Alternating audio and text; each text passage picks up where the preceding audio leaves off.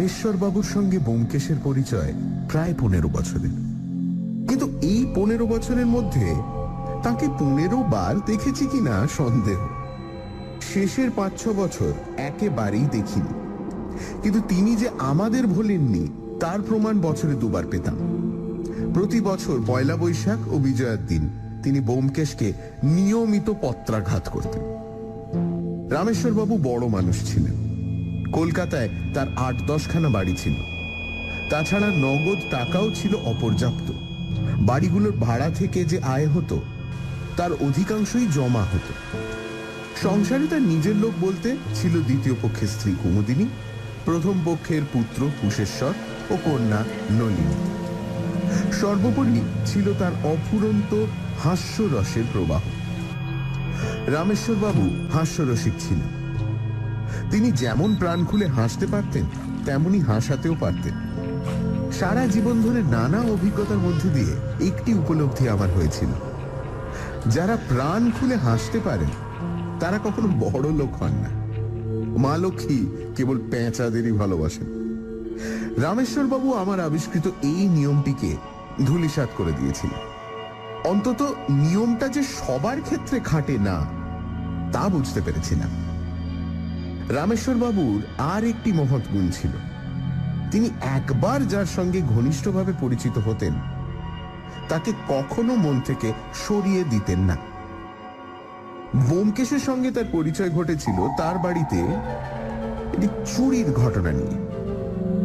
ব্যাপারটি খুবই হাস্যকর ভাবে শেষ হয়েছিল বটে, কিন্তু তারপর থেকে তিনি ব্যোমকেশকে খুব সস্নেহে মনে রেখেছেন। কয়েকবার তার বাড়িতে নেমন্তন্ন করে খাইয়েছেন। তিনি আমাদের থেকে বয়সে অনেক বড় ছিলেন। শেষের দিকে তার শরীর ভেঙে পড়েছিল, কিন্তু হাস্যরস যে একটুও কমেনি সেটা বছরে 2 বার তার চিঠি থেকে বুঝতে পারতাম। আজ রামেশ্বর বাবুর শেষ রসিকতার গল্প লিপিবদ্ধ করছি। ঘটনাটি ঘটেছিল কয়েক বছর আগে। তখনও আইন করে পিতৃ সম্পত্তিতে কন্যার সমান অধিকার স্বীকৃত হয়নি। সেবার পয়লা বৈশাখ দুপুরের ডাকে রামেশ্বর বাবু চিঠি এলো। পুরু অ্যান্টিক কাগজের খাম, পরিচ্ছন্ন অক্ষরে নামধাম লেখা। খামটা হাতে নিয়েই ব্যোমকেশের মুখে হাসি ফুটল।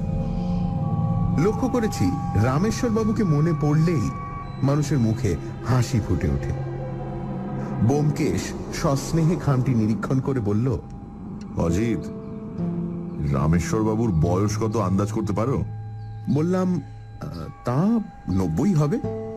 ব্যোমকেশ বলল, অত না হলেও 80 নিশ্চয়ই।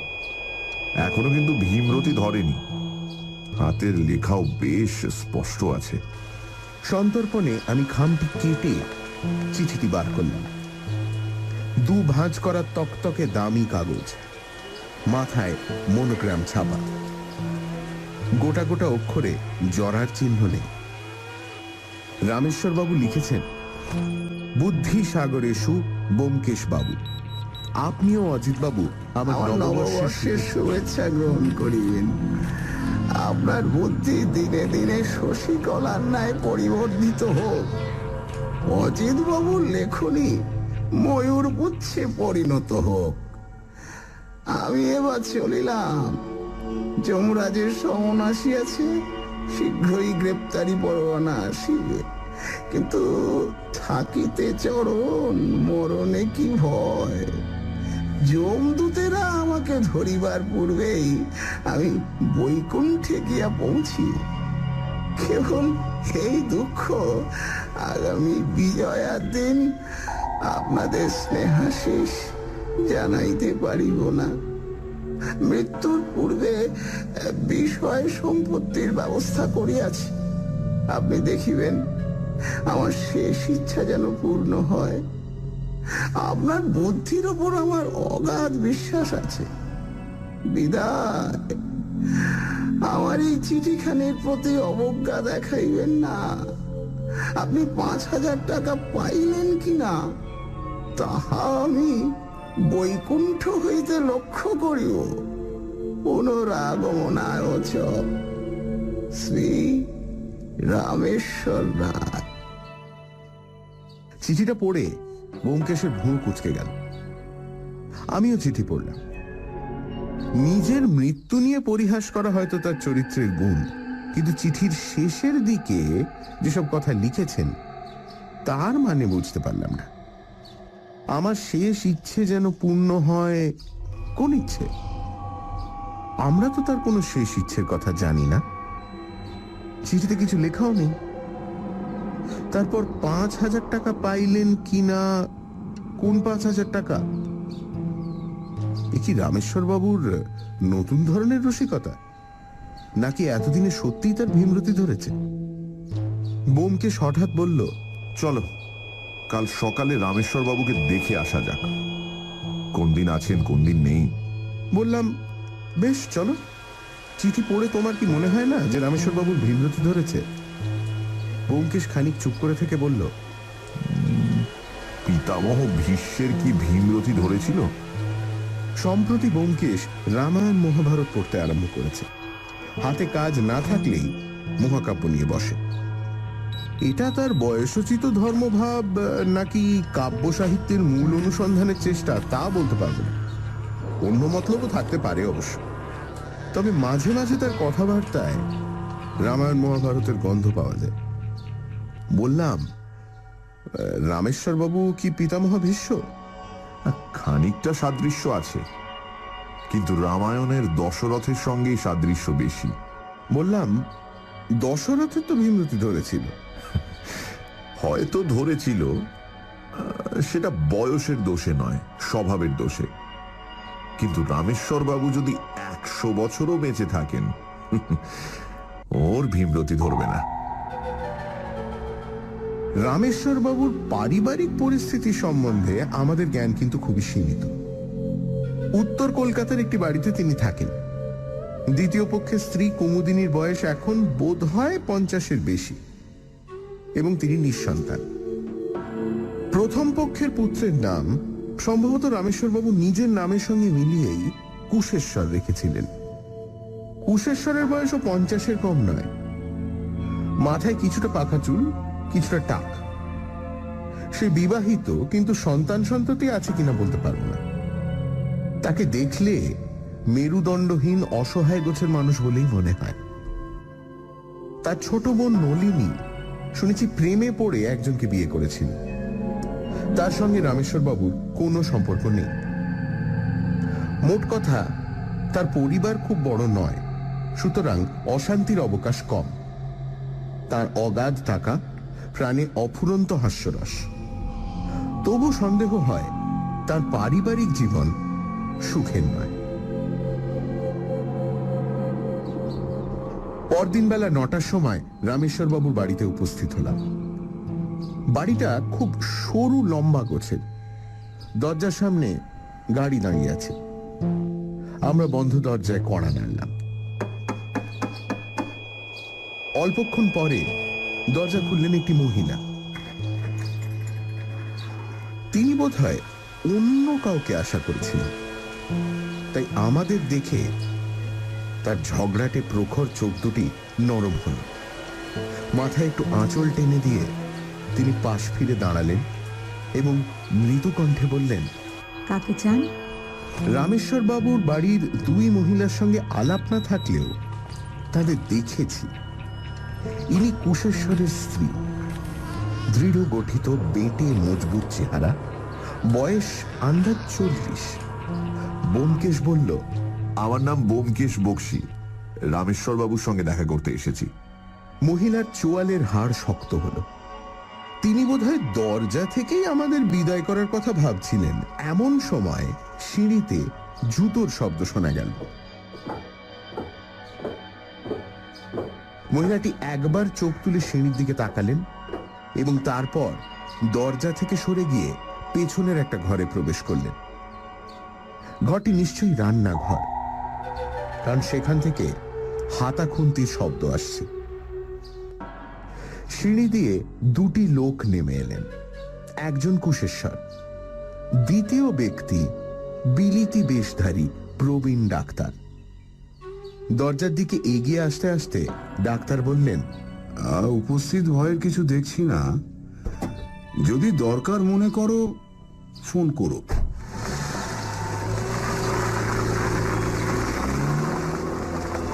ডাক্তার গাড়িতে গিয়ে উঠলেন। গাড়ি চলে গেল।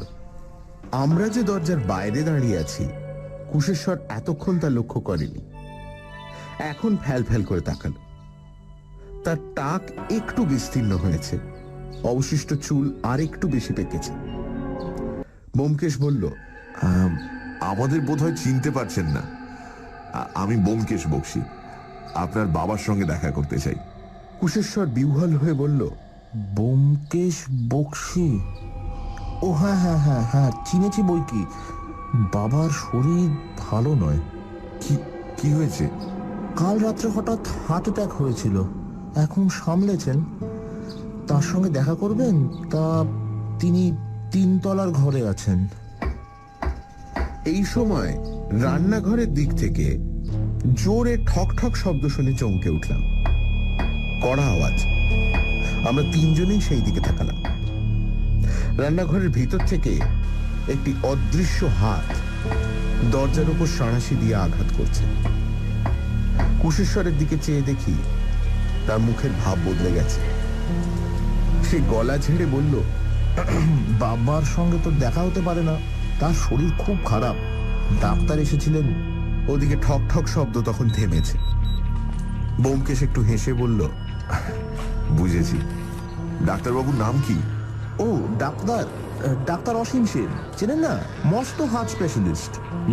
চিনি না, কিন্তু নাম জানি। বিবেকানন্দ রোডে বোধহয় ডিসপেন্সারি। হ্যাঁ হ্যাঁ। তাহলে কি রামেশ্বর বাবুর সঙ্গে দেখা হবে না? মানে ডাক্তারের হুকুম নেই আর কি। কতদিন থেকে ওর শরীর খারাপ যাচ্ছে? শরীর তো একরকম ভালোই ছিল, তবে অনেক বয়স হয়েছে, বেশি নাড়াচাড়া করতে পারেন না, নিজের ঘরেই থাকেন। কাল সকালে অনেকগুলো চিঠি লিখলেন, তারপর রাত্রিরে হঠাৎ। রান্নাঘরের দরজায় অধীরভাবে সাঁড়াশি শব্দ হলো। কুশেশ্বর মাঝপথে থেমে গেল। ব্যোমকেশ বলল, টরে টক্কা, আপনার স্ত্রী বোধহয় রাগ করছেন। চললাম, নমস্কার। ফুটপাথে নেমে পেছনে ফিরে দেখি সদর দরজা বন্ধ হয়ে গেছে। ব্যোমকেশ কিছুক্ষণ বিমনাভাবে দাঁড়িয়ে থেকে বলল, ডাক্তার অসীম সেনের ডিসপেন্সারি বেশি দূর নয়। চলো তো তার সঙ্গে একবার দেখা করে যাই।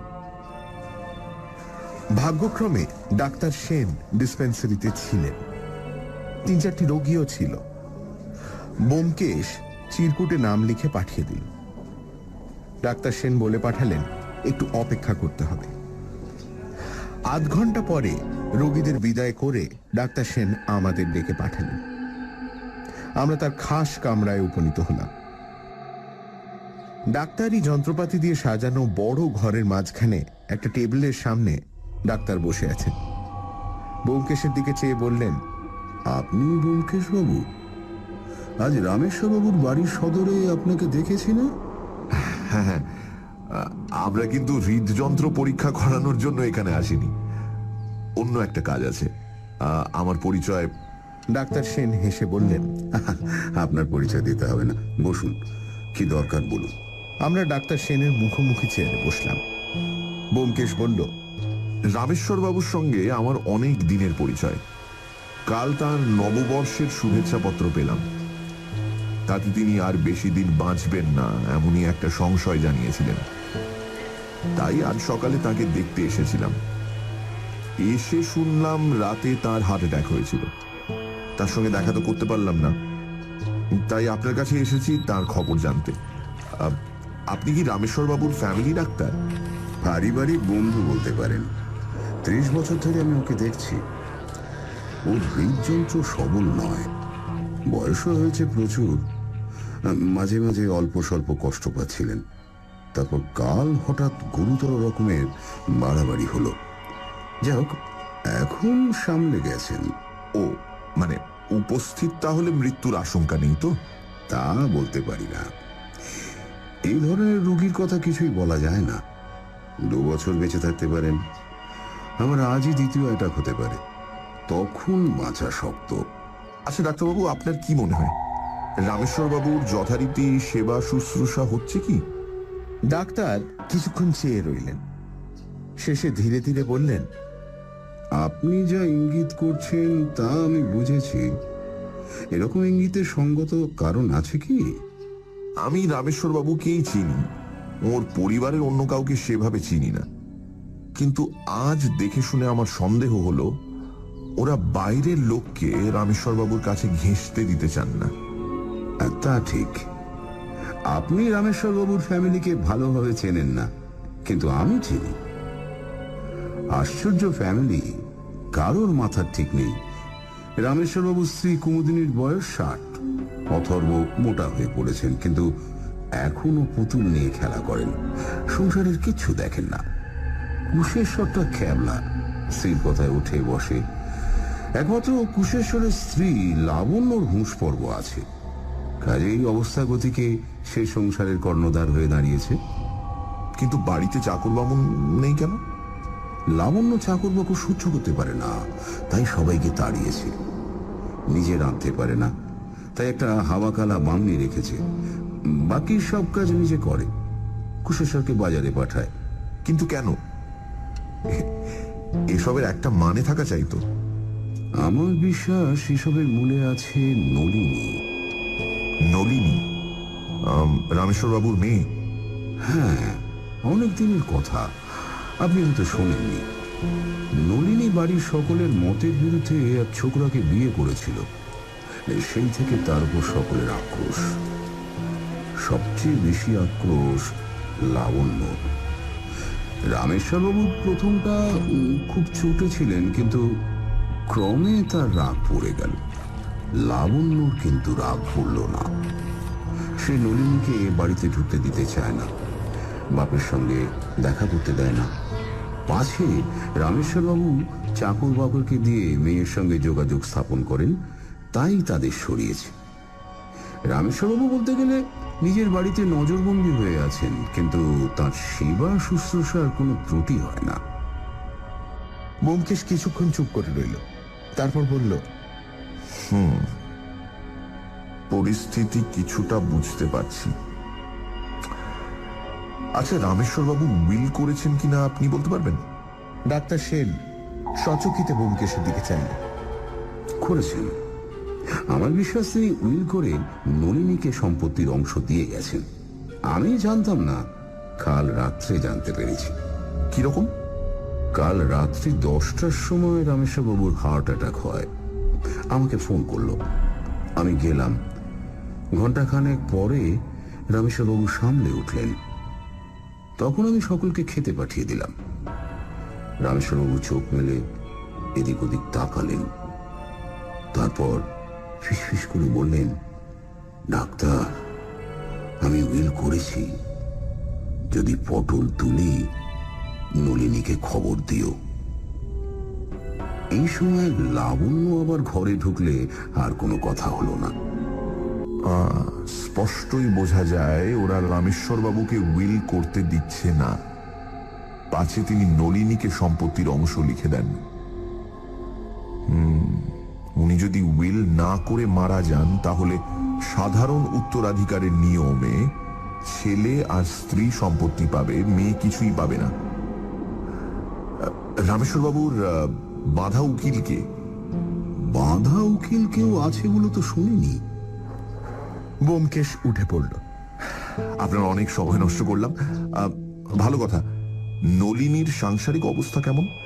নেহাত ছাপোষা গেরস্ত। ও স্বামী দেবনাথ সামান্য চাকরি করে, 300-400 টাকা মাইনে পায়, কিন্তু অনেকগুলো ছেলে পুলে। তারপর আমরা ডাক্তার সেনকে নমস্কার জানিয়ে চলে এলাম। রামেশ্বর বাবুর পারিবারিক জীবনের চিত্রটা আরো পূর্ণাঙ্গ হলো বটে, কিন্তু আনন্দদায়ক হল না।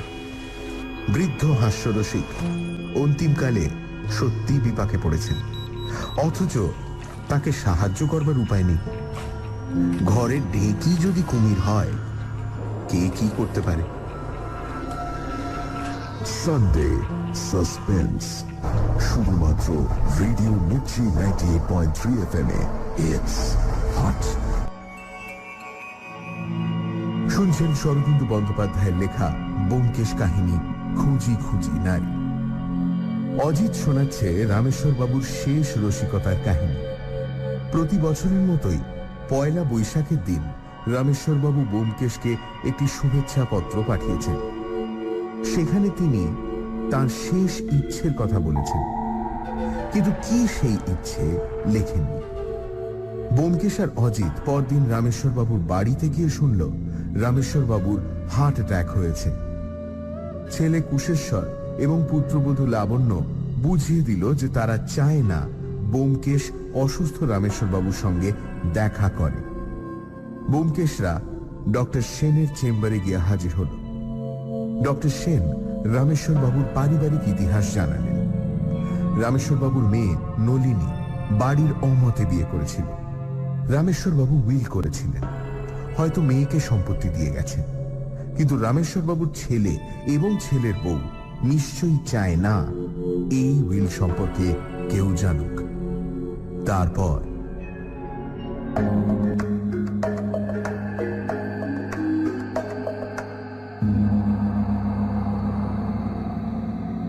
দিন আসতেক পরে একদিন দেখলাম সংবাদপত্রের পেছনের দিকের পাতায় এক কোণে রামেশ্বর বাবুর মৃত্যু সংবাদ ছাপা হয়েছে। তিনি বিখ্যাত ব্যক্তি ছিলেন না, কিন্তু তার টাকা ছিল।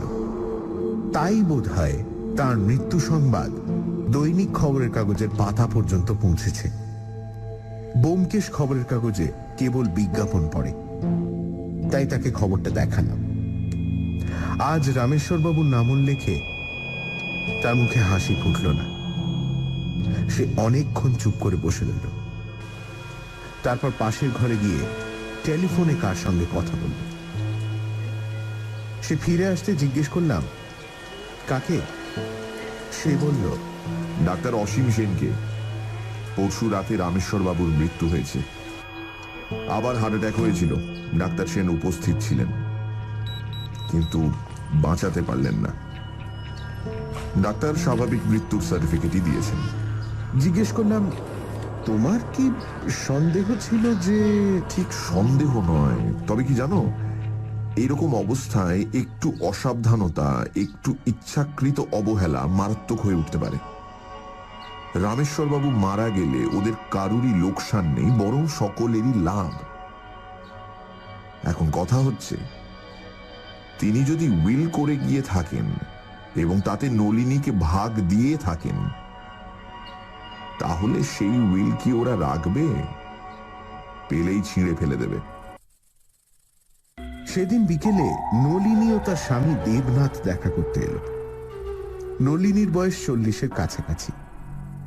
সন্তান সৌভাগ্যের আধিক্যে শরীর কিছু রোগা, কিন্তু তবুও যৌবন একেবারে সম্পূর্ণ মুছে যায়নি। দেবনাথের বয়স আন্দাজ 45। চেহারা এককালে সুশ্রী ছিল। হাত তুলে আমাদের নমস্কার করল। নলিনী সজল চক্ষে বলল, বাবা মারা গেছেন। তার শেষ আদেশ আপনার সঙ্গে যেন দেখা করি, তাই এসেছি। ব্যোমকেশ তাদের খাতির করে বসালো। সকলে বসবার পর বলল, একটা কথা বলুন, রামেশ্বর বাবুর শেষ আদেশ কবে পেয়েছেন আপনি? পয়লা বৈশাখ। এই দেখুন চিঠি। খামের ওপর কলকাতার একটি অপেক্ষাকৃত নিম্নবিত্ত অঞ্চলের ঠিকানা লেখা। চিঠিটি ব্যোমকেশকে যেরকম কাগজে চিঠি লিখেছিলেন সেই রকমই মনোগ্রাম করা কাগজ, কিন্তু আরো সংক্ষিপ্ত। কল্যাণী আসু, তোমরা সকলে আমার নববর্ষের আশীর্বাদ লইও। যদি ভালো মন্দ কিছু হয়, শ্রীযুক্ত ব্যোমকেশ বক্সী মহাশয়ের সঙ্গে দেখা করিও। ইতি শুভাকাঙ্ক্ষী বাবা। চিঠি লেখার মুন্সিয়ানা লক্ষণীয়। কুশেশ্বর ও লাবণ্য যদি চিঠিটি খুলে পড়েও থাকে, সন্দেহজনক কিছু পায়নি। ভালো মন্দ কিছু হয়, এর গূঢ় অর্থ যে নিজের মৃত্যু সম্ভাবনা, তা চট করে ধরা যায় না। সাধারণ বিপদ আপদ হতে পারে, তাই তারা চিঠিটি আটকায়নি। চিঠি ফেরত দিয়ে ব্যোমকেশ বলল, শেষবার কবে রামেশ্বর বাবুর সঙ্গে আপনার দেখা হয়েছিল? 6 মাস আগে পুজোর পর বাবাকে প্রণাম করতে গিয়েছিলুম, সেই শেষ দেখা। তা বৌদি সারাক্ষণ কাছে দাঁড়িয়ে রইল, আড়ালে বাবার সঙ্গে একটা কথাও কইতে দিলে না। বৌদির সঙ্গে আপনার সদ্ভাব নেই? সদ্ভাব? বৌদি আমাকে দু চোখে দেখতে পারেন না। কোনো কারণ আছে কি? কারণ আর কি, ননদ ভাজ, এই কারণ। বৌদি বাঁজা, আমার মা ষষ্ঠীর কৃপায় ছেলেপুলে হয়েছে, এই কারণ। ডাক্তার সেনের সঙ্গে সম্প্রতি আপনাদের দেখা হয়েছে? সেন কাকা কাল সকালে আমাদের বাসায় গিয়েছিলেন। তিনি বললেন বাবা নাকি উইল করে গেছেন। সেই উইল কোথায় আপনারা জানেন? কি করে জানবো? বাবাকে ওরা একরকম বন্দি করে রেখেছিল। বাবা অথর্ব হয়ে পড়েছিলেন, তেতলায় নিজের ঘর ছেড়ে বেরোতে পারতেন না। ওরা যক্ষীর মতো বাবাকে আগলে থাকতো। বাবা যেসব চিঠি লিখতেন ওরা খুলে খুলে দেখত, যে চিঠি ওদের পছন্দ নয় তা ছিঁড়ে ফেলে দিত। বাবা যদি উইল করেও থাকেন, তা কি আর আছে? বৌদি ছিঁড়ে ফেলে দিয়েছে। রামেশ্বরবাবু বুদ্ধিমান লোক ছিলেন। তিনি যদি উইল করে গিয়ে থাকেন, নিশ্চয়ই এমন কোথাও লুকিয়ে রেখে গেছেন যে সহজে কেউ খুঁজে পাবে না। এখন কাজ হচ্ছে ওরা সেটা খুঁজে পাবার আগে আমাদের সেটা খুঁজে বার করা। হ্যাঁ ব্যোমকেশ বাবু, বাবা যদি উইল করে থাকেন নিশ্চয়ই আমাদের কিছু দিয়ে গেছেন, নইলে উইল করার কোনো মানে হয় না। কিন্তু এই অবস্থায় কি করতে হয় আমরা কিছুই জানি না। এই সময় দেবনাথ গলা খাঁকরানি দিয়ে প্রথম কিছু বলবার উপক্রম করল। ব্যোমকেশ তার দিকে চোখ ফেরালে সে একটু অপ্রতিভ ভাবে বলল, একটা কথা মনে হলো, শুনেছি উইল করলে দুজন সাক্ষীর দস্তখত দরকার হয়, কিন্তু আমার শ্বশুর দুজন সাক্ষী কোথায় পাবেন? ব্যোমকেশ বলল, আপনার কথা ঠিক, কিন্তু একটা ব্যতিক্রম আছে। যিনি উইল করেছেন তিনি যদি নিজের হাতে আগাগোড়া উইলটা লেখেন, তাহলে তো সাক্ষীর দরকার হয় না। নলিনী উজ্জ্বল চোখে স্বামীর পানে চাইল। শুনলে, এই জন্য বাবা ওর সঙ্গে দেখা করতে বলেছিলেন। ব্যোমকেশ বাবু, আপনি একটা উপায় করুন। আমি চেষ্টা করব। উইল বাড়িতেই আছে, বাড়ি সার্চ করতে হবে। কিন্তু ওরা তো যাকে তাকে বাড়ি সার্চ করতে দেবে না। তাহলে পুলিশের সাহায্য নিতে হবে। ডাক্তার অসীম সেনকেও দরকার হবে। 2-4 দিন সময় লাগবে। আপনারা বাড়ি যান, যা করবার আমি করছি। উইলের অস্তিত্ব যদি থাকে আমি খুঁজে বার করবই। ব্যোমকেশ যখন সরকারি মহলে দেখাশোনা করতে যেত আমাকে সঙ্গে নিত না। আমারও সরকারি অফিসের গোলকধাঁধায় ঘুরে বেড়াতে ভালো লাগতো না। 2 দিন ব্যোমকেশ কোথায় কোথায় বেরিয়েছে তা জানি না। 3য় দিন সন্ধ্যায় বাসায় ফিরে এসে দীর্ঘশ্বাস ফেলে সে বলল, সব ঠিক হয়ে গেছে। জিজ্ঞেস করলাম, কি ঠিক হয়ে গেছে? খানা তল্লাশের পরোয়ানা পাওয়া গেছে। কাল সকালে পুলিশ সঙ্গে নিয়ে আমরা রামেশ্বর বাবুর বাড়ি সার্চ করতে যাব। পরদিন সকালবেলা আমরা রামেশ্বর বাবু বাড়িতে উপস্থিত হলাম। সঙ্গে 5-6 জন পুলিশের লোক এবং ইন্সপেক্টর হালদার নামে জনৈক অফিসার।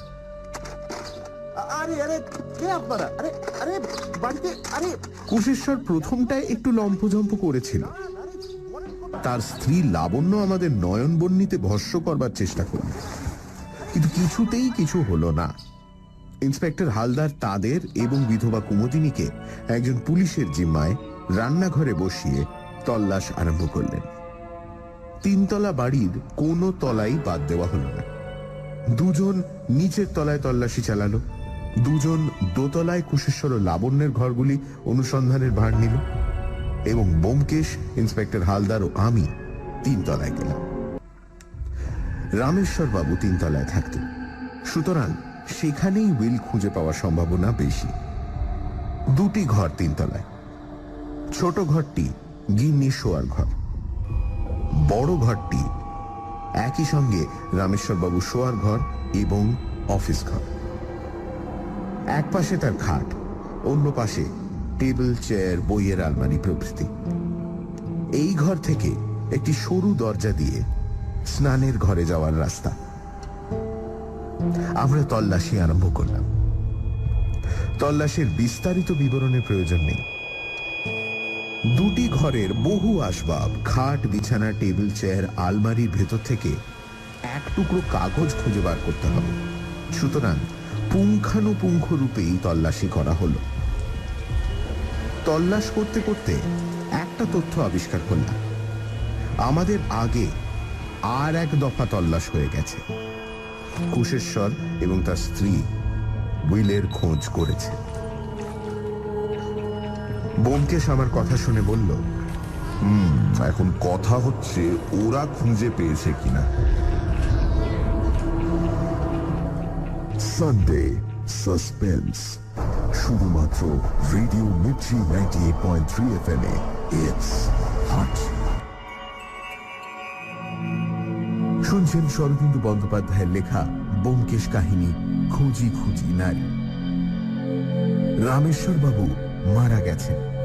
তার মেয়ে নলিনী বাবার একটি চিঠি নিয়ে ব্যোমকেশের সঙ্গে দেখা করল। চিঠিতে বাবা নলিনীকে ব্যোমকেশের সঙ্গে দেখা করার আদেশ দিয়েছেন। নলিনী জানালো বৌদির সঙ্গে তার কোনো সদ্ভাব নেই এবং বাবাকে তারা প্রায় একরকম বন্দি করে রেখেছিল।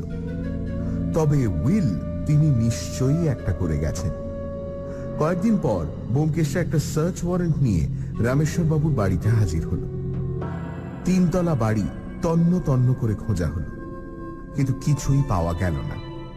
তল্লাশি করতে গিয়ে এটা বোঝা গেল যে কুশেশ্বর এবং তার স্ত্রী লাবণ্য এর আগে এক বস্তু খুঁজেছে। প্রশ্ন হচ্ছে উইলটা ওদের হাতে পড়েছে কিনা। তারপর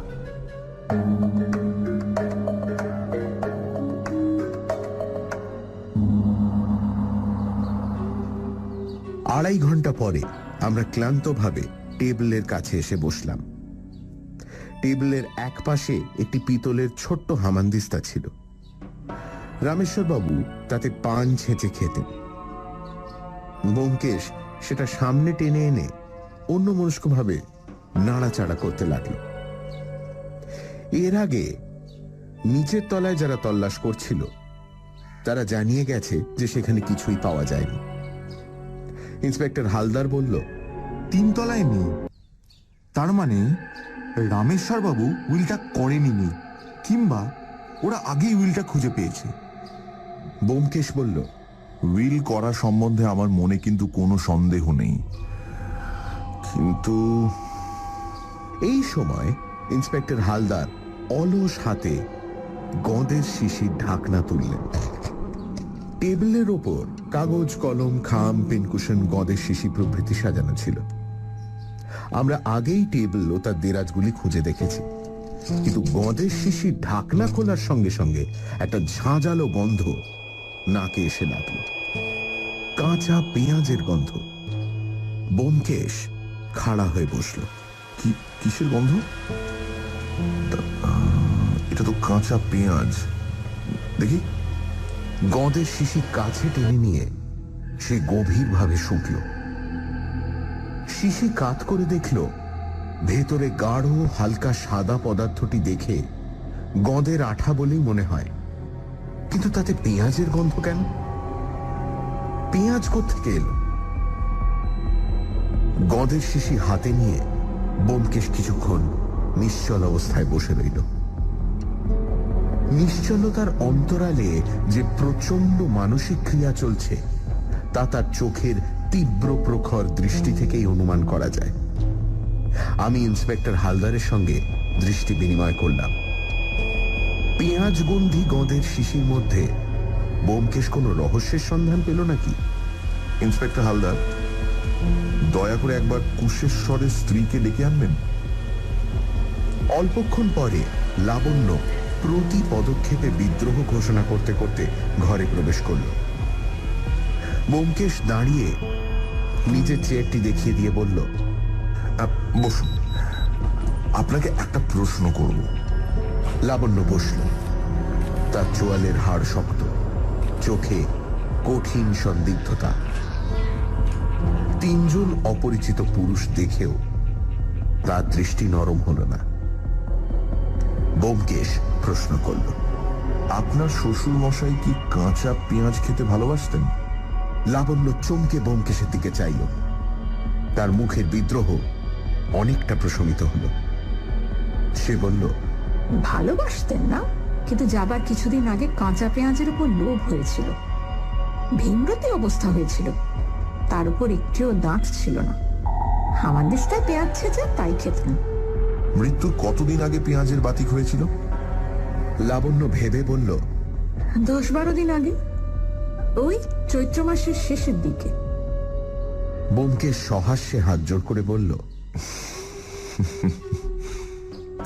ধন্যবাদ। আপনাদের মিছিমিছি কষ্ট দিলাম, সেজন্য ক্ষমা করবেন। অজিত, চলো। ইন্সপেক্টর হালদার, চলুন। এখানে আমাদের কাজ মোটামুটি শেষ হয়ে গেছে। কোথা দিয়ে কেমন করে কাজ শেষ হলো কিছুই বুঝলাম না। আমরা গুটি গুটি বেরিয়ে এলাম। ফুটপাথে নেমে ব্যোমকেশ বলল, ইন্সপেক্টর হালদার, আপনি চলুন আমাদের বাসায়। আপনার সঙ্গীদের আর দরকার হবে না। বাড়ি পৌঁছে সে আমাকে প্রশ্ন করল, অজিত, নববর্ষে রামেশ্বরবাবু আমাকে যে চিঠি লিখেছিলেন সেটা কোথায়? এদিক ওদিক চেয়ে বললাম, আমি তো সে চিঠি আর দেখিনি। এইখানে কোথাও আছে, যাবে কোথায়? আমাদের ব্যক্তিগত চিঠির কোনো ফাইল নেই। চিঠি পড়া হয়ে গেলে কিছুদিন যত্রতত্র পড়ে থাকে, তারপর পুটিরাম ঝাঁট দিয়ে ফেলে দেয়। ব্যোমকেশ অত্যন্ত বিচলিত হয়ে বলল, দেখো দেখো, আরে খুঁজে দেখো, চিঠিখানা ভীষণ জরুরি। রামেশ্বরবাবু তাতে লিখেছিলেন, আমার এই চিঠিখানির প্রতি অবজ্ঞা দেখাইবেন না। তখন ওই কথার মানে বুঝিনি আমি। ইন্সপেক্টর হালদার বললেন, কিন্তু কথাটা কি? ও চিঠিখানা হঠাৎ এত জরুরি হয়ে উঠলো কি করে? বুঝতে পারলেন না? ওই চিঠিখানাই রামেশ্বরবাবুর উইল। হ্যাঁ, সে কি? হ্যাঁ, আজ গদের শিশিতে পেঁয়াজের রস দেখে বুঝতে পারলাম। রামেশ্বরবাবু অদৃশ্য কালি দিয়ে উইল লিখে আমাকে পাঠিয়েছিলেন। কিন্তু অদৃশ্য কালি? পরে বলবো। অজিত, এই চারিদিকে ভালো করে খুঁজে দেখো। পুঠিরামকে ডাকো। পুঠিরাম, ওই পুঠিরাম। ওই চিঠি যদি না পাওয়া যায়, নলিনী আর দেবনাথের সর্বনাশ হয়ে যাবে। ভালো করে খুঁজে দেখো। পুটিরামকে ডাকা হলো। সে কিছু বলতে পারল না। ব্যোমকেশ মাথায় হাত দিয়ে বসল। তারপর ফ্যাকাশে মুখ তুলে বলল, থামো থামো, বাইরে খুঁজলে হবে না, মনের মধ্যে খুঁজতে হবে। ইজি চেয়ারে পা ছড়িয়ে শুয়ে সে সিগারেট ধরাল। কড়িকাঠের দিকে চেয়ে ঘন ঘন ধোঁয়া ছাড়তে লাগলো। আমরাও সিগারেট ধরালাম। 15 মিনিট পরে সে ধর্মর করে উঠে বসে বলল, অজিত, সেদিন আমি কোন বই পড়ছিলাম মনে আছে? বললাম, কবে, কোন দিন? আরে বাবা, যেদিন রামেশ্বরবাবু চিঠিখানা এলো, 1 বৈশাখ বিকেল বেলা। মনে নেই? মনের পটে সেদিনের দৃশ্যটি আঁকবার চেষ্টা করলাম। পোস্টম্যান দরজায় ঠকঠক শব্দ করল। ব্যোমকেশ তক্তপোষে পদ্মাসনে বসে একটা মোটা বই পড়ছিল। কালী সিংহের মহাভারত না হেমচন্দ্রের রামায়ণ? ব্যোমকেশ বলে উঠল, মহাভারত, মহাভারত 2য় খণ্ড। পিতামহ ভীষ্মের কথা উঠলো। আরে বাবা, মনে নেই? ছুটে গিয়ে শেলফ থেকে মহাভারতের 2য় খণ্ড বার করলাম। পাতা খুলতেই খাম সমেত রামেশ্বরবাবুর চিঠি বেরিয়ে পড়ল। ব্যোমকেশ উল্লাসে চিৎকার করে উঠল, পাওয়া গেছে, পাওয়া গেছে। পুটিরাম, একটা আংটায় কয়লার আগুন তৈরি করে নিয়ে এসো। ব্যোমকেশের টেলিফোন পেয়ে ডাক্তার অসীম সেন এসেছেন নলিনী ও দেবনাথকে সঙ্গে নিয়ে। ঘরের মেঝে আগুনের আংটা ঘরের বাতাবরণকে আরো উত্তপ্ত করে তুলেছে। ব্যোমকেশ চিঠিখানা সযত্নে হাতে ধরে বলতে আরম্ভ করল, রামেশ্বরবাবু হাস্যরসিক ছিলেন, তার উপর মহাবুদ্ধিমানও, কিন্তু তার শরীর অসমর্থ হয়ে পড়েছিল। স্বাধীনভাবে কাজ করার ক্ষমতা তার ছিল না। তিনি ছেলে আর পুত্রবধূর হাতের পুতুল হয়ে পড়েছিলেন। তিনি যখন বুঝতে পারলেন যে তার আয়ু ফুরিয়ে আসছে, তখন তার ইচ্ছে হলো মেয়েকেও কিছু ভাগ দিয়ে যাবেন। কিন্তু মেয়েকে সম্পত্তির ভাগ দিতে গেলে উইল করতে হয়। বর্তমান আইন অনুসারে মেয়ের পিতৃ সম্পত্তির ওপর কোনো স্বাভাবিক দাবি নেই। রামেশ্বরবাবু স্থির করলেন তিনি উইল করবেন।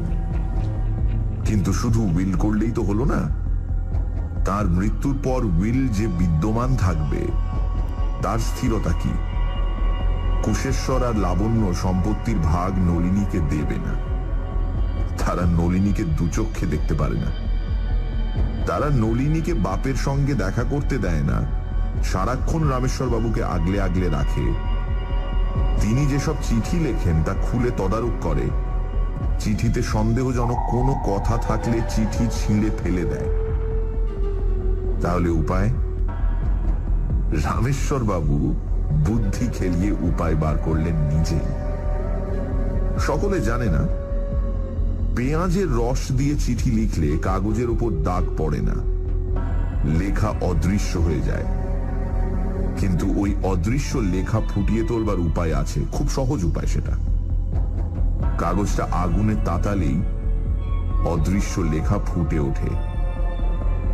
আমি যখন স্কুলে পড়তাম তখন ম্যাজিক দেখানোর শখ ছিল। অনেকবার সহপাঠীদের এই ম্যাজিক দেখিয়েছি আমি। রামেশ্বর বাবু এই ম্যাজিক জানতেন। তিনি আবদার ধরলেন কাঁচা পেঁয়াজ খাবেন। তার ছেলে বউ ভাবলো ভীমরতির খেয়াল, আপত্তি করল না।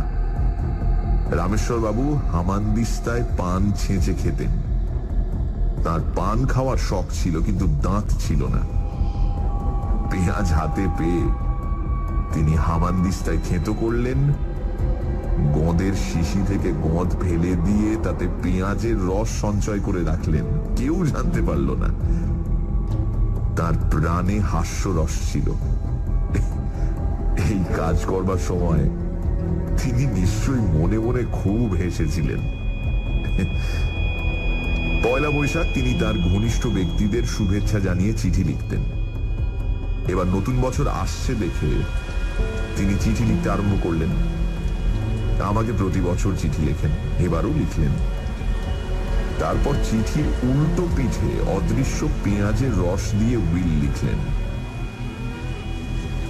এই সেই চিঠি আর উইল। ব্যোমকেশ খাম খুলে সাবধানে চিঠি বার করল। চিঠির ভাঁজ খুলে দুহাতে তার দুই প্রান্ত ধরে আংটার আগুনের ওপর ধীরে ধীরে সঞ্চালিত করতে লাগল। আমরা শ্বাস রুদ্ধ করে সেই দিকে তাকিয়ে রইলাম। 1 মিনিট রুদ্ধশ্বাস থাকবার পর আমাদের সকলের নাক থেকে জোরে নিঃশ্বাস পড়ল। কাগজের পিঠে বাদামি রঙের অক্ষর ফুটে উঠেছে। 5 মিনিট পরে কাগজখানি আগুনের ওপর থেকে সরিয়ে ব্যোমকেশ একবার তার উপর চোখ বুলিয়ে তারপর তা ডাক্তার সেনের দিকে বাড়িয়ে দিল। ডাক্তার সেন, রামেশ্বর বাবু আপনাকে যে উইলের কথা বলেছিলেন, এই সেই উইল। পড়ুন, আমরা সবাই শুনব। ডাক্তার সেন একবার উইলটা মনে মনে পড়লেন। তার মুখে শরণাত্মক হাসি ফুটে উঠল। তারপর তিনি গলা পরিষ্কার করে গম্ভীর কণ্ঠে পড়তে আরম্ভ করলেন।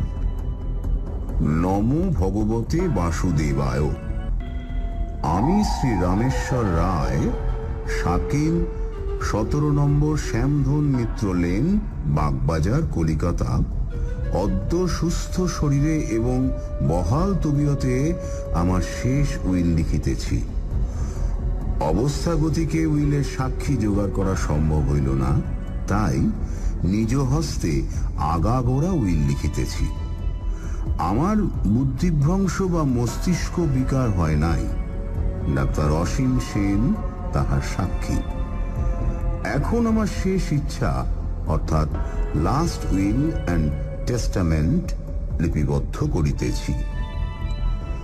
কলিকাতায় আমার যে 8টি বাড়ি আছে এবং ব্যাংকে যত টাকা আছে তার মধ্যে হ্যারিসন রোডের বাড়ি এবং নগদ ৭৫,০০০ টাকা আমার কন্যা শ্রীমতী নলিনী পাইবে। আমার স্ত্রী শ্রীমতী কুমোদিনী যাবজ্জীবন আমার শ্যামপুকুরের বাড়ির উপসত্ত্ব ভোগ করিবেন। তাহার মৃত্যুর পর ওই বাড়ি আমার কন্যা নলিনীকে অর্ষিবে। আমার বাকি যাবতীয় সম্পত্তি ৬টি বাড়ি এবং ব্যাংকের টাকা পাইবে আমার পুত্র শ্রী কুশেশ্বর রায়। স্বনামধন্য সত্যান্বেষী শ্রী ব্যোমকেশ বক্সী ও বিখ্যাত ডাক্তার অসীম সেনকে আমার উইলের এক্সিকিউটর নিযুক্ত করিয়া যাইতেছি। তাহারা যথা নির্দেশ ব্যবস্থা করিবেন এবং আমার এস্টেট হইতে প্রত্যেকে ৫,০০০ টাকা পারিশ্রমিক পাইবেন। তারিখ ১ বৈশাখ ১৩৬০। স্বাক্ষর বকলম খাস শ্রী রামেশ্বর রায়। তারপর আমরা সকলে একসঙ্গে হেসে উঠলাম। উইল পড়া শেষ হলে কেউ কিছুক্ষণ কথা বলল না। তারপর আমরা সকলে একসঙ্গে হেসে উঠলাম।